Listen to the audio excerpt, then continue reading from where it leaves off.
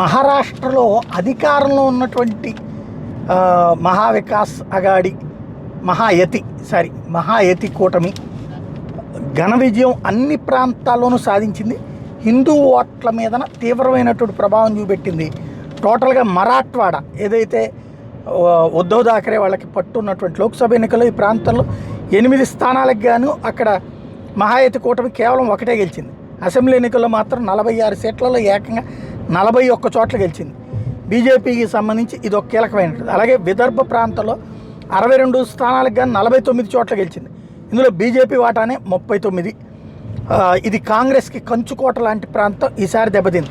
అట్లాగే Konkan belt Mumbai metropolitan ప్రాంతంలో 39 స్థానాలకు గాను 35 గెలుచుకున్నారు వీళ్ళు. ఆ ప్రాంతంలో మంచి పట్టున్నటువంటి శరద్ పవారు అట్లాగే కాంగ్రెస్ పార్టీ పట్టు ఈ దఫా కోల్పోయింది.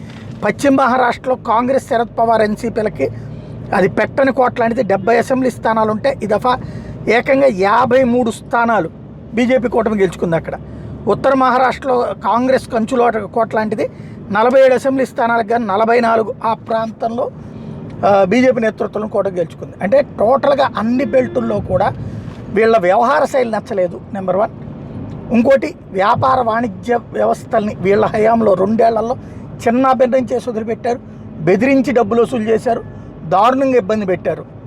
ఆ ఇంపాక్ట్ అలాంటి ఘర్షణ వాతావరణంలోని పరిస్థితి వ్యాపారుల నుంచి బీజేపీ నుంచి ఎక్స్పెక్ట్ చేశారు.